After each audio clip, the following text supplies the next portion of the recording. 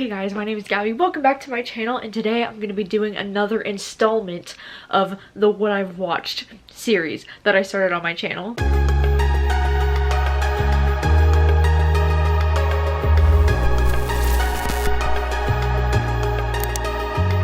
And if you're new to my channel, in the year of 2018, I started this video series on my channel called What I've Watched, and it basically just wraps up all the different TV shows and movies that I've been watching lately, because not only do I love books on this channel, I really enjoy movies and films and TV shows, and I really wanted a place to be able to talk about all the recent stuff that I've been watching. And it's been a long time since I've done another installment of this. I'm pretty sure the last one I did was early fall or late summer last year, so I'm gonna be catching you up on a variety of different TV shows and movies that I've been watching lately. Before we do jump into the video, I just wanted to say a huge thank you to Skillshare for sponsoring today's video. Skillshare is an online learning community with thousands of inspiring classes for creative and curious people. Explore new skills, deepen existing passions, and get lost in creativity. No matter what 2021 brings, you can spend it creating something meaningful with Skillshare's online classes, because time is what we make of it. It's curated specifically for learning, meaning that there are no ads, and they're always launching new premium classes so you can stay focused and follow wherever your creativity takes you. With Skillshare, you can find inspiration in the moment and learn how to express your creativity, and it's less than $10 a month with an annual subscription. I recently just started taking this new class called How to Start a Podcast, Plan, Record, and Launch with Success,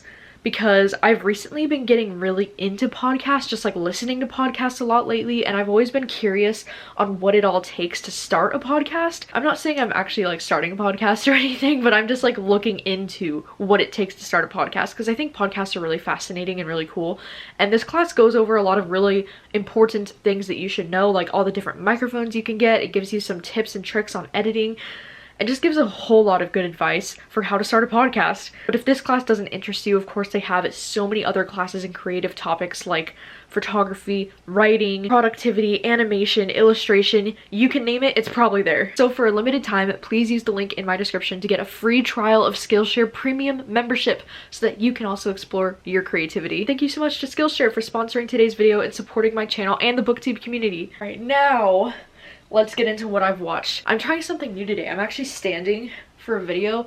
I don't know how I feel about this yet because I'm used to sitting down because I'm lazy, but I was like, today we're gonna stand. Let's begin with TV that I've been watching lately, because I've been watching so much TV since the end of last year, and there's so many great things that I want to talk about on this list. First TV show I want to talk about is The Haunting of Bly Manor, because yes, it's been so long since the show came out at the end of last year, but I haven't talked about it yet, and this show was really beautiful, really stunning. I'm a huge fan of The Haunting of Hill House. It didn't quite live up to that first season of the show for me, but The Haunting of Bly Manor was something just completely different, completely unexpected. I really loved that they kept some of the same actors from The Haunting of Hill House in this show, and the show, I thought it was really interesting. I loved this idea of this lady in the lake, or the woman in the lake, or whatever it was. I just thought it was really cool, and oh my gosh, the main romance happening in this show, freaking god tier ship. They were so freaking cute, and honestly that romance alone made this entire show for me. I feel if you go into this show expecting it to be a really scary horror show, then you're probably not going to enjoy it that much. But if you just go in with an open mind and just know you're going to fall in love with some of these characters, then I think you would really enjoy it. Next show I want to talk about is Ratched, which this show is kind of a spin-off of, I think it's One Flew Over the Cuckoo's Nest. It's the villain from that movie, but it's her story in a mini show on Netflix. And I loved this show. I love Sarah Paulson so much, and the fact that it's from the creators of American Horror Story, I thought that was really cool. And it was also just really well done. I don't know, I really loved the nurse vibes and the old mental institute hospital vibes. If you kind of movies or TV shows that take place in a mental institute kind of situation, then I think you would really enjoy this show. And I just loved the idea of this nurse who's kind of unhinged and maybe just doesn't, you can't trust her, you know, as a main character. I just thought she was such an interesting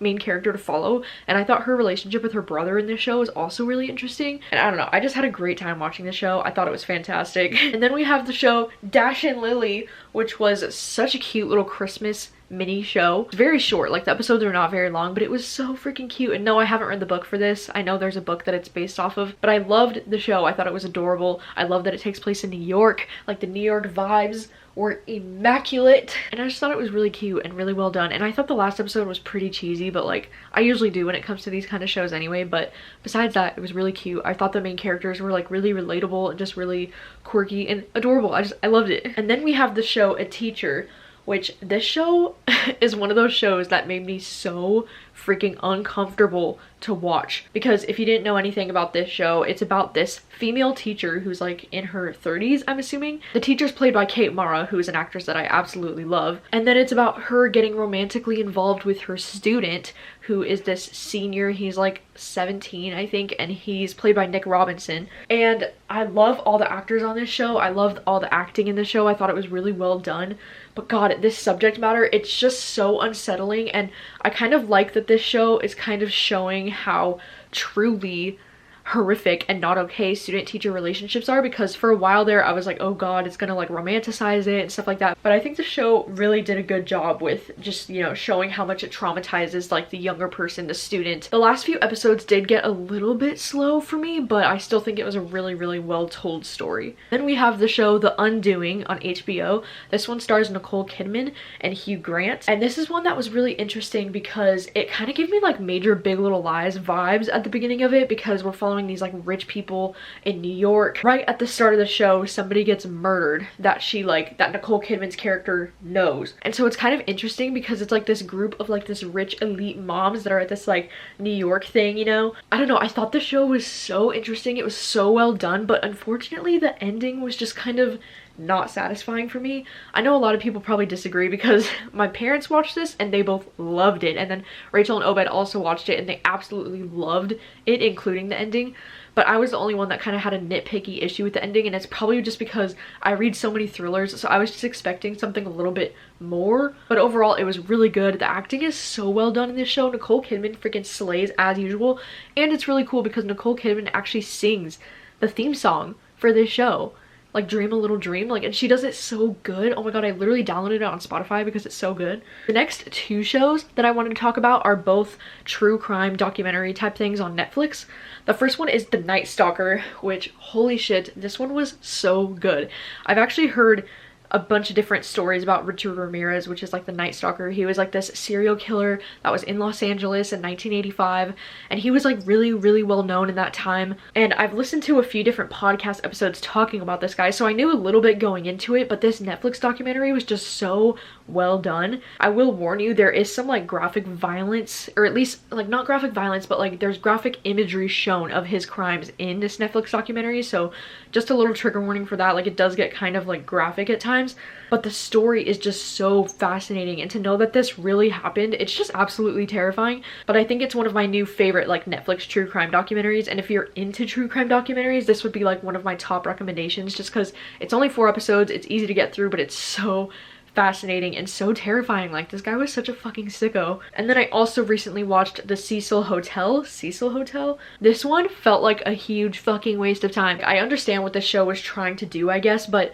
this show kind of markets itself as this true crime documentary that's going to be about this Cecil Hotel, where all of these people were randomly dying at this hotel in Los Angeles, and we get interviews in the show from like the manager of the hotel and all these people who worked at the hotel, and they're just talking about how there's been 80 deaths in the last like 10 years, and there's just like mysterious things going on. Like, serial killers will just come into this hotel like after they've murdered someone, and it's like no big deal. But I feel like this show just really lost me because it was really focused on this one case of this girl going missing for the entire show, and I just didn't find her particular case to be that interesting.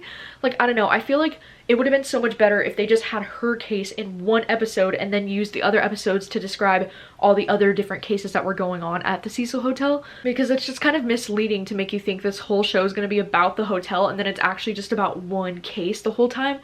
And the last episode was so freaking frustrating. It was like, I just felt like I had wasted all my time, because I feel like the show was trying to create more of a mystery out of the situation when there wasn't really that much mystery there. Like, they just left out so much information that was vital to know.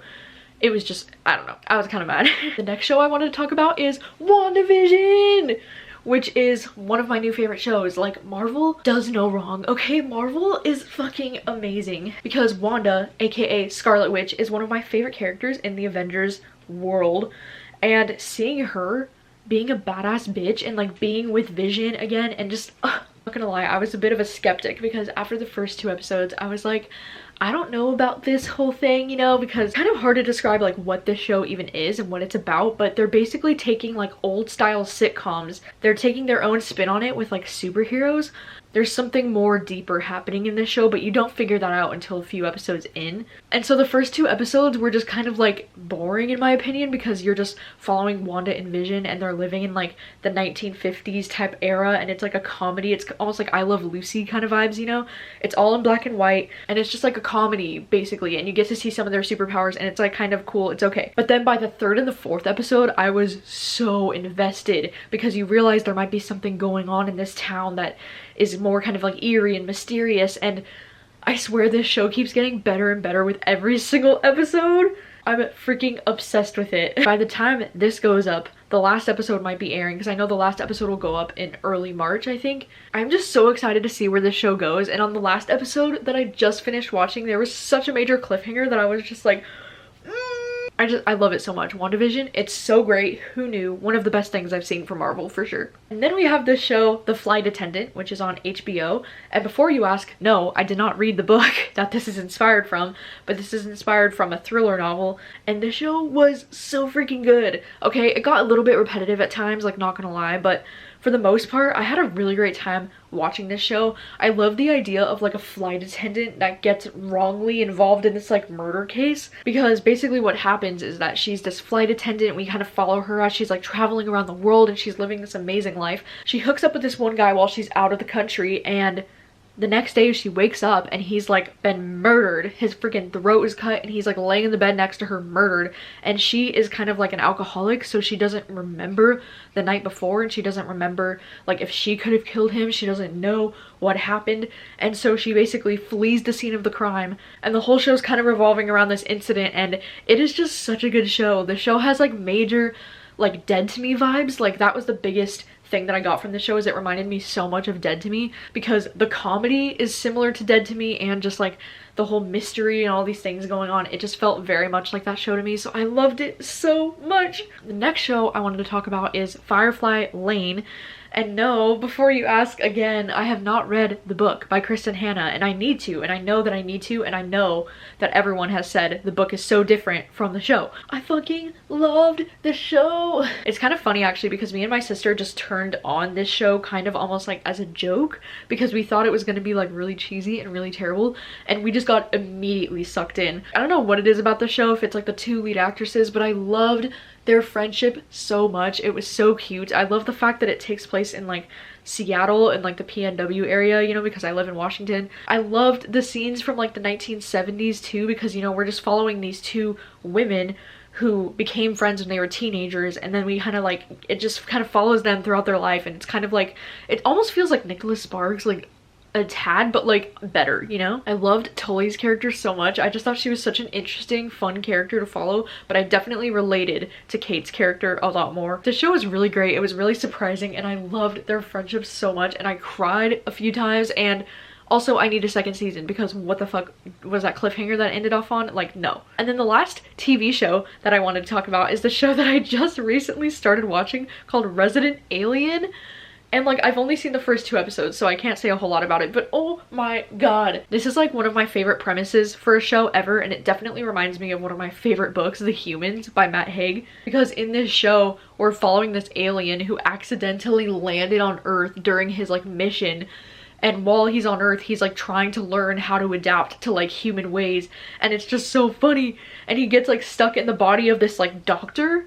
So it's like really interesting, because like they're calling him in to like do all these different like surgeries and things that he doesn't know how to do, and like these doctor's appointments, and it's just so freaking funny. It's one of my favorite tropes to see like an alien type character fish out of water try to come and try to be normal in society. Like that's one of my favorite things. So loving this show so far. And then let's get on to the movies. If you want to see like all the movies that I've watched, because like I don't want to go through all of these because like there's a lot. But if you want to see all the movies that I've been watching since last fall, I will leave a link down below for my Letterboxd, because there I like pretty much review every single movie that I watch, and it's a really great like social media for movie lovers if you didn't know about it. Another Netflix like true crime documentary that's in a movie is American Murder: The Family Next Door. And this one made me so mad, because this one is just about this wife and 2 daughters that go missing. And I had never heard of this case before. I've never seen anything from it. So I went into this completely blind, and I was so freaking angry watching this. Like, I was full of rage, but it's also one of my favorite like true crime documentary kind of things that I've ever seen. And then this is all around Halloween time, so there's gonna be a lot of different scary movies in here, because I went on a scary movie spree right around Halloween time. First movie I watched was Scream, which, holy shit, I always thought that I had seen Scream before, but I guess I haven't. I think I was getting them mixed up with like the Scary Movies or something, but I have never seen Scream, and I loved it so fucking much. Drew Barrymore in this movie, amazing. Courtney Cox in this movie, amazing. I just loved, like, I'm not even one to usually like love slasher movies. Like, they're usually either like hit or miss for me. Sometimes I like them, sometimes I don't, but Scream was freaking legendary. Oh my god, like, I don't know why it took me so long to see this movie, to be honest. I don't know, but it was so freaking great. I loved it so fucking much. And then I also watched Scream 2, and Scream 2 was actually the one that I watched on Halloween, and Scream 2 was also really fun. Like, it definitely felt a lot more cheesy in some parts than the first movie, but I still really enjoyed the second movie. I thought it was so fun. I have not yet watched the third and the fourth movies, but they are definitely on my watch list because I'm just really obsessed with this franchise now. We also, oh my gosh, on Halloween night, we watched this movie called Haunt. And this movie was so fucking terrifying, because it follows this group of friends who they want to go to this like haunted house maze place, and they go to this place that's just like so creepy and so weird. They all just think it's like so fun and games until they realize like a lot of this shit might be actually real, and like all of these people are trying to kill them in this haunted house place. They're literally in this weird haunted house building for the entirety of the movie, so it's very claustrophobic and very like intense. My heart was just like racing for them this entire movie, and I was so scared. And this movie also definitely has some graphic violence, which is usually something I'm not a huge fan of, but for this movie I just feel like it was necessary. Like, I don't know, it was so good. It was so good. The ending just had me like shook. Completely shook. Loved it. I also watched Love and Monsters, which is this movie that has Dylan O'Brien in it, and it is so cute. It's like this apocalyptic movie where like the world has been taken over by these monsters, but it's so cute because Dylan O'Brien, he's like with this group of people that he just doesn't feel very connected to, and he wants to get back to this girl that he like had his first kiss with or something. I don't even know, but he likes this girl that's like, he knows she's at this other camp with these other people. So in this movie he's like going to take a journey and like try to go across this land that's like infested with all these monsters to like be with her. And it's actually like a really cute like rom-com style movie, but it takes place in an apocalyptic world, so it's really interesting. I love Dylan O'Brien in this movie. I think he's so freaking cute and so perfect in this role. Like, I honestly think if they had anybody else, I wouldn't have liked this movie that much, but because it's Dylan O'Brien, like, he's just such a fun person to watch on screen. Like, he just really like brings you in, you know? And then I also saw the movie Freaky, which this one was really cool because this one is really fun because it's from the same creators as Happy Death Day, which is another fun like slasher Halloween style movie. But in this one it's really cool because we're following this young girl who's getting chased by this serial killer, and then her and the serial killer accidentally swap bodies.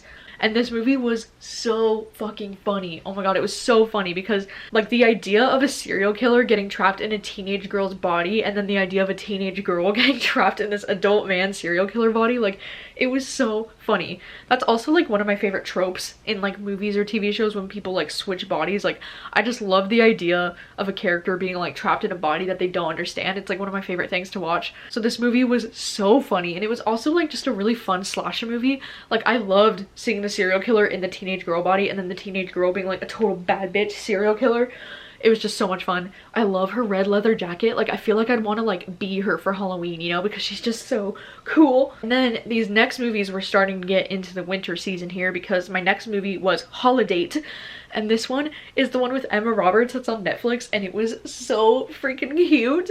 This is definitely one of my new favorite like Christmassy kind of movies, and I feel like this movie even could be like watched year round, because basically the premise of this movie is that these two characters want someone who is a holidate. So it's someone that they only bring with them on holidays so that they don't have to be alone on the holidays. And it's like, you know, that's like one of my favorite romance tropes, when it's like fake dating kind of, or like close proximity, or like basically where they're just going to be using each other as like a fake relationship, but then they start to develop real feelings along the way. It's literally one of my favorite things ever, and this movie was so freaking cute. Their chemistry was so freaking cute, and it was so funny. Like, this movie was so freaking funny. It cracked me up so many times. I watched it twice in December last year. I just thought it was really, really great. And then another one of my favorite recent holiday movies, like I swear there were so many good holiday movies last year. It was Happiest Season, and this is the one with Kristen Stewart and Mackenzie Davis. Like, oh my god, cutest pairing ever that I didn't know I needed in my life. This is like the only sapphic Christmas movie I think I've ever seen. It was kind of like hard to watch at times, you know, because the whole thing is that Kristen Stewart doesn't know that Mackenzie Davis's character is still like in the closet, and she's bringing her home for Christmas. She thinks that she's like meeting the parents and stuff, but Mackenzie Davis is actually hasn't even told her family that she's gay, and she's pretending like this is like her roommate or like her best friend, and it's so like awkward, but it's also just such a soft movie. It's like so freaking cute. I love Kristen Stewart in this movie so much, and I can see myself rewatching this like every holiday season. Like, I don't know, I just really, really enjoyed it. And the next movie I watched was this movie called Run, that's on Hulu. I watched this mainly because I love Sarah Paulson so much, and this movie was good. It was like your average, like, you know, 3 out of 5 maybe movie. It's basically this like thriller story that has to deal with the daughter who's sick. She has a feeling that her mom, who's played by Sarah Paulson, is the one who is making her sick. This show is just so intense, but it was just missing something to like make it great for me, you know? It was a really good fast-paced thriller. Would I recommend it? Yeah, sure. But am I gonna remember it for a long time? Probably not. And then I saw the Christopher Nolan movie Tenet, which was probably my most anticipated movie of 2020. Like, I was so hyped for this because Christopher Nolan is one of my absolute god tier favorite directors ever. And this movie was so disappointing. Part of the reason why I love Christopher Nolan movies is because they are hard to understand on a first viewing, you know, like Inception, Interstellar. Sometimes you need to rewatch a movie to completely understand it, and I love dissecting movies and trying to understand movies like that. For some reason, with this one, I was just so freaking bored out of my mind and so confused. I can't even tell you what the plot of this movie is about because I have absolutely no idea. There are some really cool moments in this movie where there are things happening in reverse and time is moving in reverse, and it looks really cool, but I have no idea what is going on. And I don't understand, and it was just making my brain hurt the entirety of the movie, and it was just a little too much for me. And I know like maybe this is one movie that you need to watch again on a second viewing, but I found the movie to be so boring that I don't even want to do that, you know? So like, that's a bad sign to me. I did enjoy all the acting in this movie though. I didn't have any issue with the actors or any of the acting. I just thought it was a poorly written movie, like a poorly written screenplay, because it's all talking, it's all juxtaposition. It's like there's nothing happening in the plot that was interesting to me. It was all just like boring. It just wasn't for me. I was so disappointed. Speaking of disappointments, we have to talk about Wonder Woman 1984. We actually ended up watching this movie on Christmas Day because my sister is a huge, huge Wonder Woman fan. And this movie was just... it was not it. This movie was such a letdown, especially after the first Wonder Woman, because the first Wonder Woman was so freaking iconic and epic and legendary. My biggest issues with Wonder Woman was the fact that the villains were so incredibly cheesy. I didn't like either of them. I thought they were both really lame. I thought some of the CGI towards the end of this movie was just cringeworthy. Like, it looked so bad. I don't know, I feel like I could be talking about this movie all afternoon and all of the different issues that I had with it, but at the end of the day I was just really disappointed in this one because I wanted to love it so bad. But a movie that did not let me down was Soul. And Soul is the new like Disney Pixar movie that just came out, and this movie is so beautiful. Like, this is one of those Pixar Disney movies that just like changes your life for the better after you see this, you know? It really makes you think about life and your choices. And I feel like this movie is actually pretty dark when it comes to like Disney and like kids movies, because at the beginning of this movie we're following this guy who's like a musician, and he literally dies at the beginning of this, and then we follow his soul when it starts to go to like the afterlife. And this movie just talks a lot about, you know, death and like what happens when we die, and it's very almost dark, you know, for like a kid's subject matter. But it was such a beautiful story, and as an adult I think you will bawl your eyes out watching this movie. I just thought it was really well done, really beautiful, and like there were so many moments in this movie that made my heart just like ache. It was beautiful, really, really well done. Like one of my favorite Disney Pixar movies that I've ever seen. And then we watched this movie called Greenland, which this one is like an apocalyptic, you know, type of like the world is coming to an end movie. Disaster movies like this are definitely my #1 guilty pleasure. Like I love these like end of the world movies. I just think they're so much fun. And this movie was great. I'm not a huge fan of Gerald Butler, but in this movie he was just really good. Like I don't know, I didn't mind him. Basically how the world is ending in this movie, I don't really remember exactly what it is, but it's like these asteroid pieces or these comet pieces are like falling onto the earth and like wiping out humanity as we know it, and we're just kind of following this family as they're trying to figure out how to get to safety. It was just so entertaining. It was like non-stop action. Like this movie is just like action, action, action. It's so intense. Like my heart was racing so fast. I actually did care about this family, you know, which is pretty rare for these movies. Like I usually just don't care because the characters are usually so like one-dimensional, but I actually cared. It was really intense to watch. It was really just crazy. I don't know, I had a great time. And then I watched Promising Young Woman. This is one of my favorite movies that I've recently seen. This movie is so amazing, but it's so hard to watch because we're following Carey Mulligan, who like, freaking queen. Oh my god, I hope she gets an Oscar nomination. Like she is so good in this movie. She's always good. Carey Mulligan is always on her game. But in this movie especially, I just feel like she really just like brings you into that character, you know? She's just really like with you.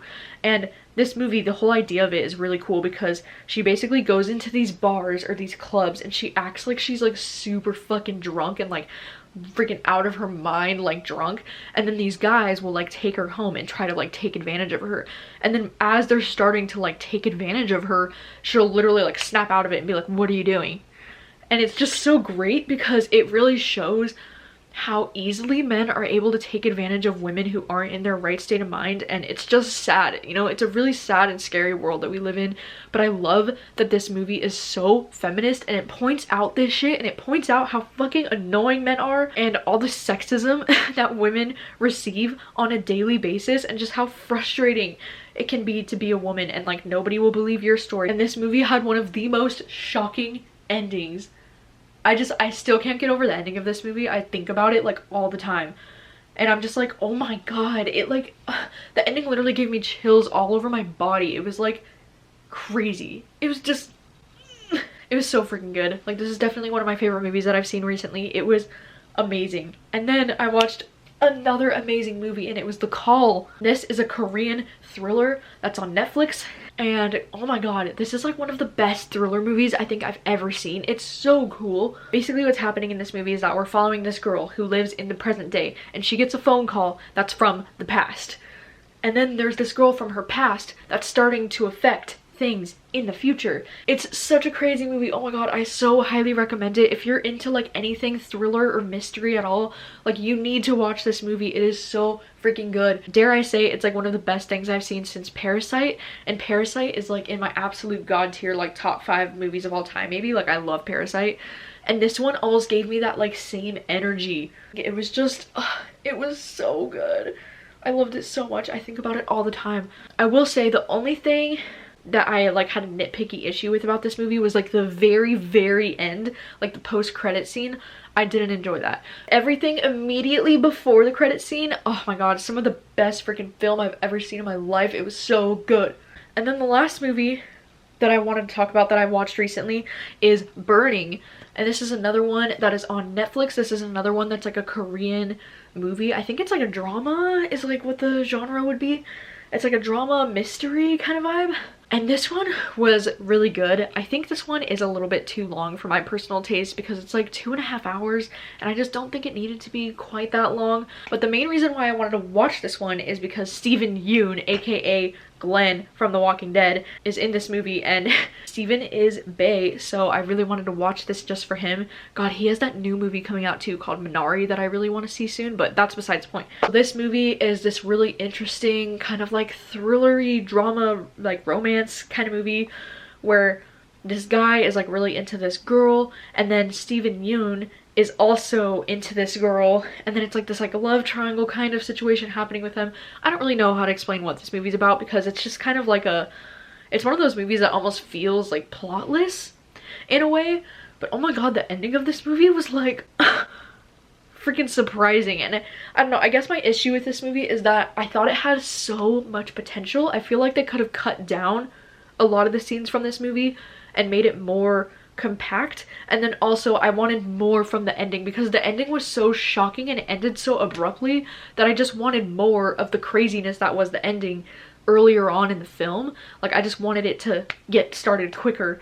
But like, this was a really interesting movie. It's really good. And God, watching The Call and then Burning back to back, like, I have such a strong desire to want to watch like all of the Korean movie things right now, because God, I feel like Korean thrillers are on like a different level than like American thrillers, you know? Like, they're just doing some things that are so different over there, and they're just like better, you know? Like, most of them that I've seen, they're just better. They're like superior. If you have any different like Korean recommendations, like I did ask this in a previous video, so I've already gotten some really great recommendations just from that. But if you have any like Korean thriller type recommendations, please let me know. But yeah, sorry this video is so long. These are all of the recent movies and TV shows that I've been watching recently. If you've watched any of these movies or TV shows recently, then of course please let me know your thoughts on them down below. And if you have any different like TV show or movie recommendations for me, then also leave those down below. And yeah, let me know, what is the best like TV show or movie that you've watched in these last couple of months? What's your favorite movie or show of 2021 so far? I know Oscar nominations